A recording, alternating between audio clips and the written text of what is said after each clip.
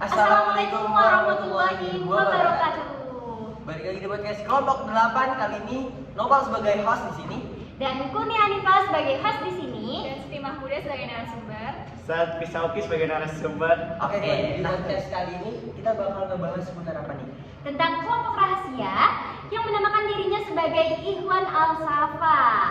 Oke, terus Ikhwan Al-Safa ini saya dengar nih ini sebuah kelompok yang membahas tentang pemikiran filsafat, ya kan? Nah, coba dong dijelasin lagi nih kayak munculnya Ikhwan Al-Safa ini pada masa kapan sih? Nah, munculnya Ikhwan Al-Safa ini dari masa kemunduran Abbasiyah dan keadaannya carut maut. Oke, yang mana waktu itu Abbasiyah itu masih ada seorang pemimpinnya, tetapi pemimpin itu hanya sekedar boneka karena kekuasaannya sudah dimiliki oleh penguasa-penguasa lokal. Nah, menjadi hal menarik nih, kok muncul sih kelompok ini? Baik, kita berbicara mengenai kok muncul kelompok Ikhwan Al-Safa. Karena pada masa-masa itu bergejolak yang luar biasa. Jadi dinasti Abbasiyah yang sebagaimana kita ketahui ada dinasti Sunni, Al-Sunnah wal Jamaah, sedangkan pasukan Buai adalah pasukan Syiah. Jadi bagaimana Sunni ini dikuasai oleh Syiah dan hidup berbarengan waktu itu tentu banyakkan gesekan-gesekan. Dan waktu itu juga Abbasiyah itu takluk dengan Buaidi, tapi Buaidi tidak ingin merebut tampuk kekuasaan kekhalifahan. Jadi dibiarkan khalifahnya dari Abbasiyah, tapi yang atur semuanya dari Buaidi. Nah, beda ya. Pada zaman sekarang banyak yang ingin merebut kekuasaan, dan pada zaman sekarang tuh yang punya kekuasaan ya dia yang atur. Nah, kalau di masa kemunduran Abbasiyah kok bisa beda sih? Ya bisa beda karena waktu itu ada yang namanya seperti yang di Indonesia ini disebut pamali atau mitos yang sangat kuat bahwasannya kalau Abbasiyah itu runtuh maka Islam habis semuanya. Nah, bagaimana Islam ini tidak habis, maka Abbasiyah ini juga dipertahankan meskipun Abbasiyah hanya formalitas saja. Jadi Ikhwan Al-Safa adalah ikatan tali persahabatan yang sangat suci yang memiliki tujuan yang sama, yaitu membersihkan diri, membersihkan masyarakat dari pemikiran-pemikiran yang sesat, ingin mengangkat harta martabat masyarakat Islam waktu itu meskipun tidak secara terang-terangan. Ikhwan Al-Safa berkembang pada abad-abad ke-10 Masehi di kota Bashrah. Informasi lain menyebutkan bahwa kelompok Ikhwan Al-Safa bersifat rahasia, sehingga menyembunyikan identitas mereka dengan sangat rapi hingga saat ini. Oke, jadi kelompok Ikhwan Al-Safa ini adalah kelompok yang sampai sekarang ini masih menjadi rahasia. Sampai-sampai tuh ada perdebatan mengenai siapa mereka, sebenarnya mereka ini masih terus berlangsung apa enggak, kayak gitu. Jadi banyak perdebatan lah. Ya, jadi benar ya, identitas kelompok Ikhwan Al-Safa ini masih menjadi rahasia dan perdebatan tentang siapa mereka sebenarnya masih terus berlangsung hingga sampai saat ini. Nah, tadi kan kita udah ngebahas nih sejarah dari Ikhwan Al-Safa. Pasti kan ada karya-karyanya nih. Gimana nih menurut kalian karya-karyanya? Oke, bahas seputar karya.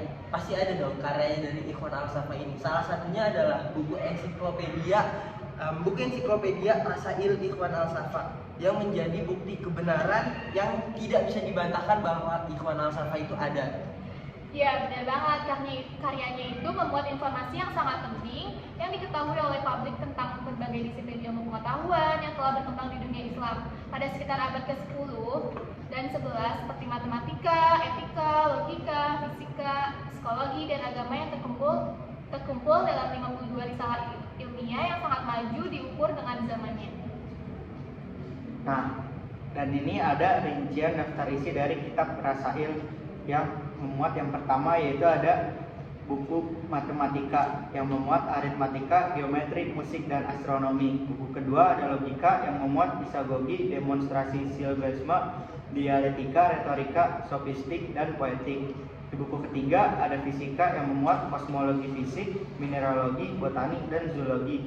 Buku keempat yaitu fisika yang memuat zoologi anatomi, embriologi, dan antropologi. Buku kelima ada psikologi yang memuat anatomi psikologi dan bahasa. Buku keenam yaitu psikologi yang memuat kosmologi, psikologi, dan eskatologi. Buku ketujuh agama yang memuat mazhab pemikiran persaudaraan dan iman. Buku ke-8 buku agama yang memuat ilmu hukum dan syariat.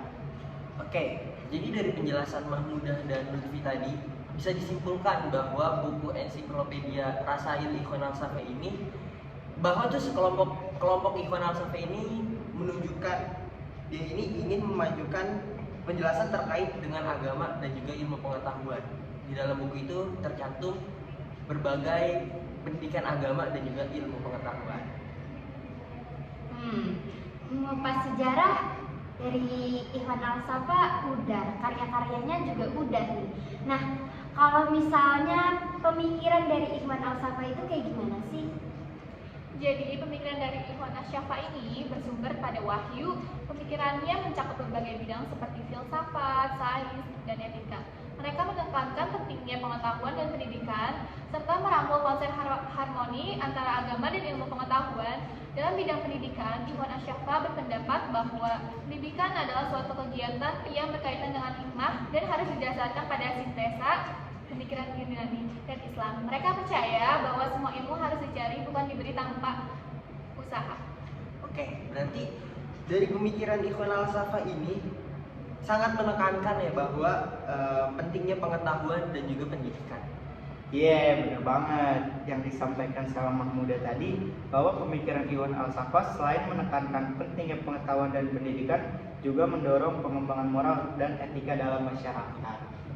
Nah, kan udah nih, kita ngupas dari mulai sejarah, karya-karyanya, pemikirannya juga udah. Dari pemaparan tadi, sekarang coba yuk kita beralih ke pertanyaan dari pendengar yang mengirim melalui sosial media. Pertanyaannya, apakah ada kontroversi atau perdebatan terkait dengan pandangan dan karya Ikhwan Al-Safa? Menurut kalian, sebagai narasumber kami nih, hari ini tanggapan dari pertanyaan itu kayak gimana? Jadi tanggapan dari pertanyaan tersebut itu ada kontroversi dan perdebatan terkait dengan pandangan dan karya Ikhwan Asy-Syafa. Beberapa sejarawan dan ulama Islam mengkritik atau mempertanyakan beberapa aspek pemikiran mereka, terutama terkait dengan harmonisasi dan antara filsafat Yunani, klasik, dan Islam. Beberapa juga meragukan identitas sebenarnya Ikhwan Asy-Syafa yang tetap menjadi misteri hingga saat ini. Oke, berarti ada kontroversinya dong ya kan. Nah, tadi kan baru satu pertanyaan nih. Mungkin kita tambah lagi satu pertanyaan dari salah satu pendengar kita. Ada yang bertanya nih, Pi. Iya, mungkin sekarang saya nanya ke Lutfi aja. Ada satu pertanyaan lagi, yaitu apa sih isi utama dari Rasail Ikhwan Al-Safa atau yang biasa disebut risalah-risalah Ikhwan Al-Safa, dan mengapa karya ini tuh dianggap penting? Oke, baik. Jadi isi utama dari Rasail Ikhwan Al-Safa yaitu mencakup kosmologi, ilmu pengetahuan, etika, dan kehidupan spiritual, moralitas, dan agama. Karya tersebut dianggap penting karena karya-karya Ikhwan Al-Safa menjadi salah satu puncak perkembangan intelektual dalam sejarah Islam dan memberikan kontribusi yang berharga terhadap pemikiran filsafat, sains, dan etika. Oke, terima kasih untuk dua narasumber kita yang sudah menjawab pertanyaan-pertanyaan nih dari pendengar kita di sana. Nah, sudah berbagi ilmunya, saya yakin banyak pendengar yang mendapatkan manfaat dan ilmu yang luas dari jawaban narasumber dua ini. Dan juga terima kasih banyak kepada kalian sudah mendengarkan podcast ini. Jangan lupa untuk berlangganan di podcast kita. Tunggu episode selanjutnya. Dan semoga pembahasan ini memberikan wawasan bagi pendengar. Dan jangan lupa untuk untuk selalu terhubung dan selalu terinspirasi. Terima kasih. Wassalamualaikum warahmatullahi wabarakatuh.